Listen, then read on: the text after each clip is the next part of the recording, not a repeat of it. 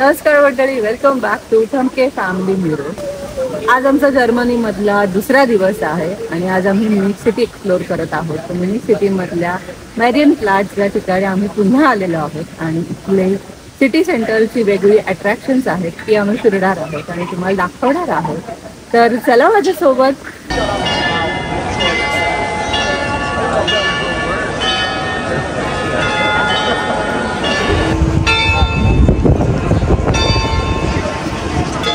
किती लोकांची गर्दी आहे बघायला ते। तर या ठिकाणी ग्लॉकनस्पील म्हणजे मोठा असा मेकॅनिकल क्लॉक आहे ज्याच्यामध्ये 32 कॅरेक्टर्स आहेत।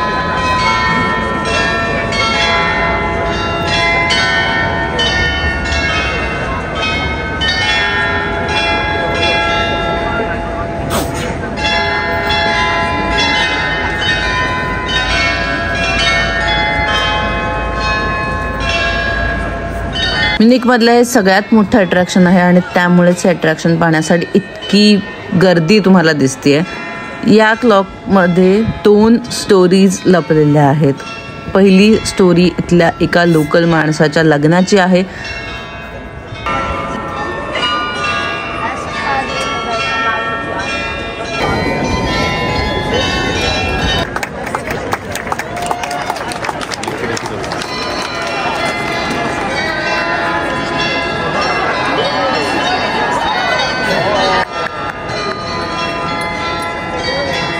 आणि दुसऱ्या स्टोरीमध्ये जर्मनीमध्ये जेव्हा 1517 मध्ये प्लेगची साथ आली होती, ती साथ गेल्यानंतर इथल्या कामगारांनी जो डान्स केला होता ते दर्शवते।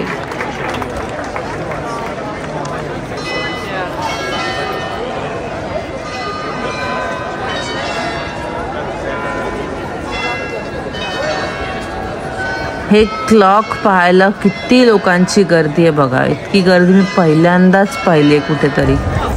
मेरियनप्लाट्सच्या मधोमध उभ्या असलेल्या स्तंभावरती चंद्रकोरीवरती मेरी उभी आहे आणि त्या मेरीने बेबी येशूला हातात धरला आहे अशी आकृती आहे। त्याचबरोबर खाली हे जे 4 पुतळे दिसत आहेत ते साप, ड्रॅगन, लायन आणि प्लेग आहेत आणि मेरीचे ते योद्धे आहेत असं इथे दर्शवण्यात आलेलं आहे।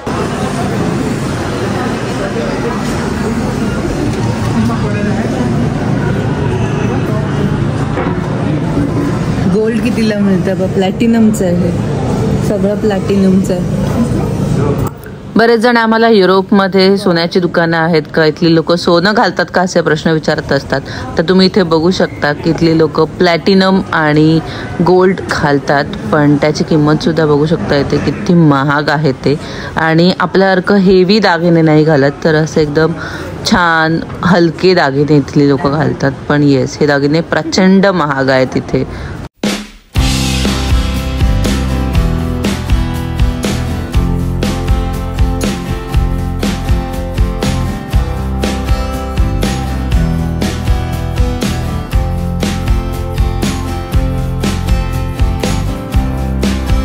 समोर दिसणारी भव्य इमारत म्हणजेच म्युनिक शहरातील फ्रॉयन किर्चे म्हणजेच कॅथलिक कॅथेड्रल आहे। म्युनिक शहरातील सगळ्यात उंच इमारत आहे ही आणि या इमारतीपेक्षा इतर कोणतीही इमारत उंच बांधली जाऊ नये म्हणून इथल्या लोकांनी 2004 मध्ये सर्व मताने मतदान केलेलं आहे। ही इतकी भव्य इमारत आहे की ही इमारत पाडण्यासाठी अक्षरशः सैतानाने इथे येऊन प्रयत्न केल्याच्या इथे अनेक दंतकथा सुद्धा आहेत।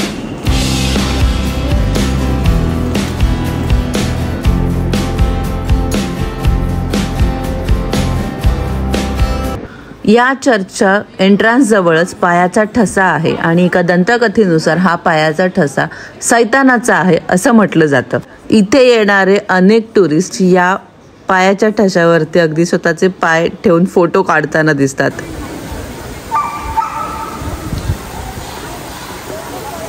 किती सुंदर फाउंटन आहे ना, पण अजून ते चालू झालेलं नाही आहे।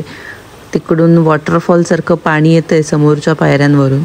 बरीचशी शाळेतली मुलं सुद्धा इथे पिकनिकसाठी आलेली आहेत।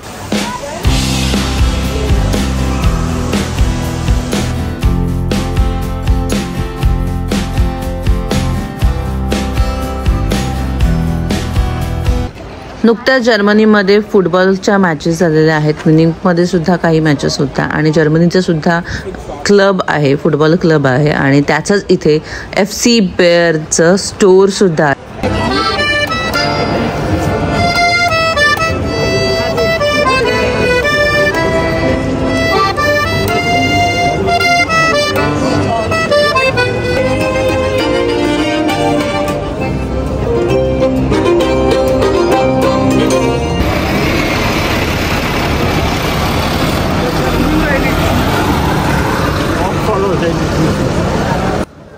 आत्ता आम्ही चाललेलो आहोत म्युनिकमधीलच खूपच फेमस अशा फार्मर मार्केटमध्ये, ज्याचं नाव आहे व्हिक्टोरियन मार्केट. आणि या मार्केटमध्ये खूप साऱ्या प्रकारचं फूड मिळतं. जर म्युनिकमध्ये फिरून तुम्ही थकला असाल तर नक्कीच तुम्ही इथे जाऊन फूड ट्राय करू शकता. अगदी जर्मन बिअरसुद्धा ट्राय करू शकता.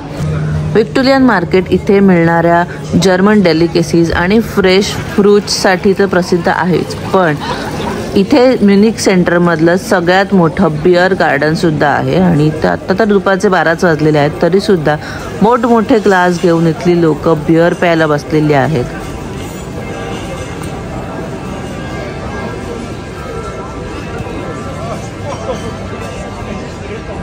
व्हिक्टोरियन मार्केटमध्ये वेगवेगळ्या प्रकारचे स्टॅच्यू फाउंटन्स आहेत आणि हे फाउंटन इथल्या लोकांनी इथल्या कॉमेडियन्स आणि सिंगर्सच्या स्मरणार्थ बांधलेले आहेत. आणि असे 6 स्टॅच्यूज मला पाहायला मिळाले.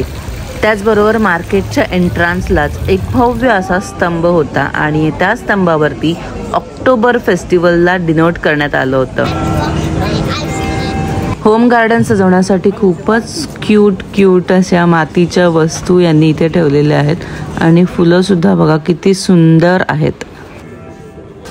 वेगवेगळ्या प्रकारच्या बेरी जसं की ब्लूबेरी, रास्पबेरी, त्यांचे जॅम आहेत इथे. आणि काही सुकलेल्या भाज्या वाटतात मला, जसं आपल्याकडे चिंच वगैरे सुकलेली विकतात ना, तसं काहीतरी आहे. त्यानंतर ब्लूबेरी, रास्पबेरी सेम इकडे त्याचं ज्युसेससुद्धा आहेत. आणि खूप सारे वेगवेगळ्या प्रकारचे मसाले नाही म्हणता येणार, पण वेगळ्याच भाज्या आहेत तिथे सुकवलेल्या. सगळं ड्राय बेरीज वगैरे.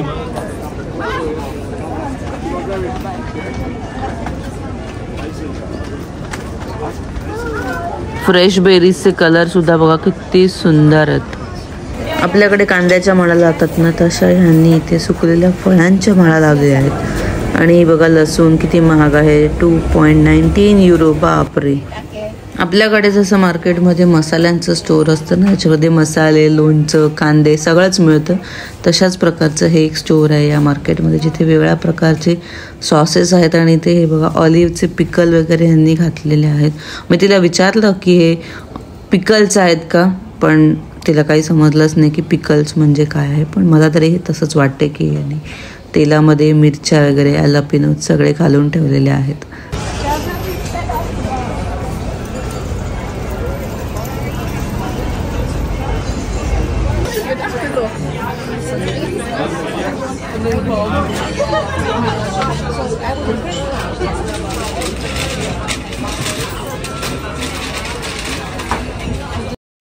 किती प्रकारचे बटाटे इथे आहेत ते बघा.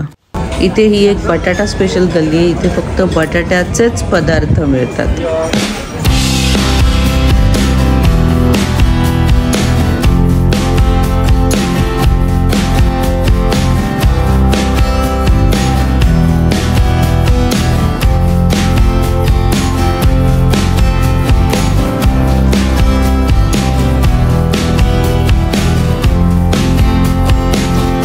लंच टाईम झालेला आहे आणि आम्ही आत्ता आलेलो आहोत मारियन प्लाझ्यातल्याच एका इटालियन रेस्टॉरंटमध्ये, जिथे आम्ही पिझ्झा आणि पास्ता ऑर्डर केला आहे.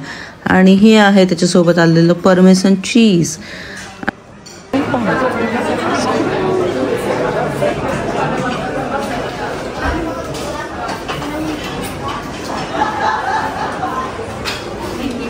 थँक्यू.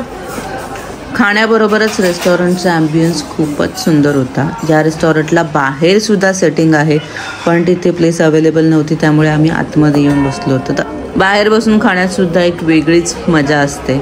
काही तास फिरून आल्यानंतर आता आम्ही बघतो तर या माणसाने म्हणजे शिल्पकाराने त्याचं शिल्प पूर्ण केलेलं आहे आणि तो स्वतःच स्टॅच्यू मॅन बनून तिथे बसलेला आहे आणि किती स्थिर बसला आहे ते पण बघा.